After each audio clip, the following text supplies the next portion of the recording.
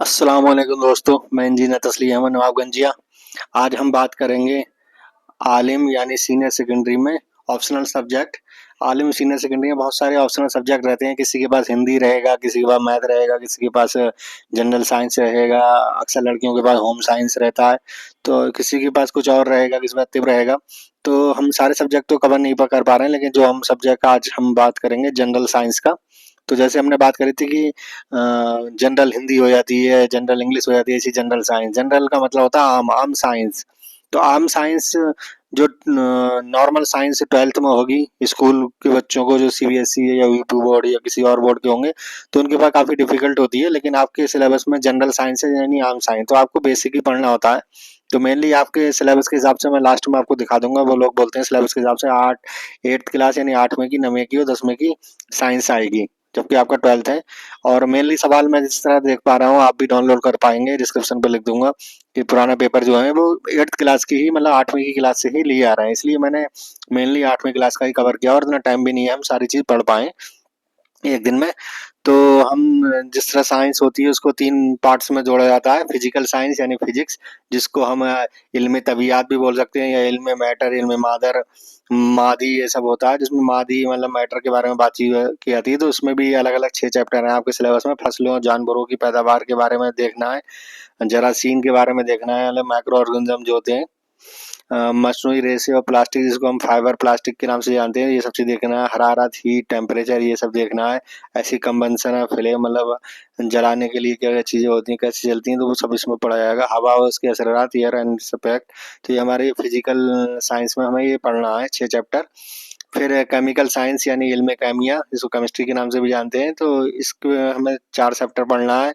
मुतारिक असबाब यानी फोर्स और प्रेशर।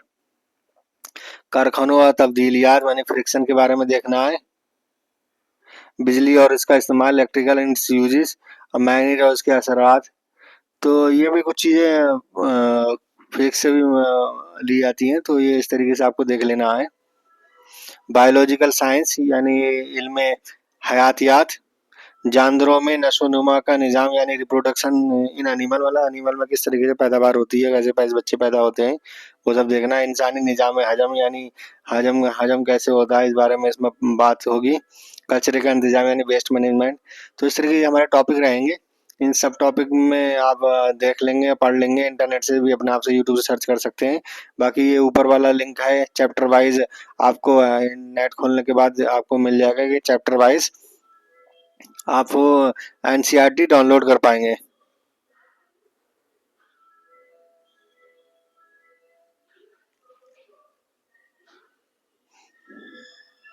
तो ये एनसीईआरटी का क्या हो गया, ये आपका 8th क्लास की है। आप जो भी चैप्टर पढ़ना चाहते हैं उसको पढ़ ले सकते हैं। लेकिन हम मेनली इंटरेस्ट हमें इतना ज़्यादा डिटेल में जाना नहीं है, तो यूट्यूब वाले लिंक ही पढ़ लेंगे तो आप ज़्यादा अच्छा रहेगा। तो यूट्यूब से देखो मैंने ये सारे दिखा दिए हैं आपको। तो ये लोग इसको समझा रहे हैं, 8th क्लास की है, तो आप ये भी पढ़ सकते हैं। अगर आपको छोटे लिंक चाहिए तो मैंने छोटे लिंक भी डाल दिए हैं कि ज़्यादा भारी भारी चीज़ें ना हो, हम तैयार कर लें। तो इस तरीके से इसमें भी हमें समझाया जा रहा है। इसमें 8-8, 10-10 मिनट के हैं। तो आप उम्मीद करूँगा आप इससे फ़ायदा उठाएँगे। ऐसे बहुत सारे लिंक हैं, आप जिससे समझ में आया है उससे पढ़ लेंगे।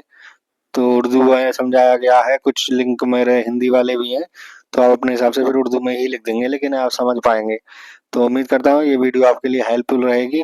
तो क्लास 8 की साइंस पढ़ेंगे, इंशाल्लाह आपको फ़ायदा होगा। तो एक बार हम सिलेबस देख लेते हैं, ज़्यादा अच्छा रहेगा। इसका एनसीईआरटी के हिसाब से हमारे सिलेबस में क्या है। तो हम अगर पहले लिंक पर क्लिक करते हैं,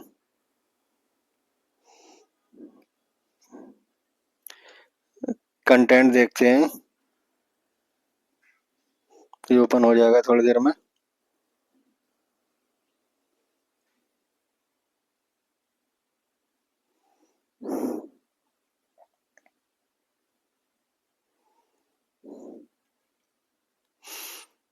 एक चीज़ बता चलूँ, एनसीईआरटी 3 लैंग्वेज में बुक छापता है, मेनली इंग्लिश, हिंदी और उर्दू।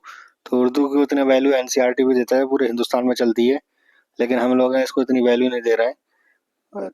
तो इस तरीके से अब ये लिंक खुल नहीं रहा है, कुछ हो सकता है वीडियो रिकॉर्ड करने के टाइम पे।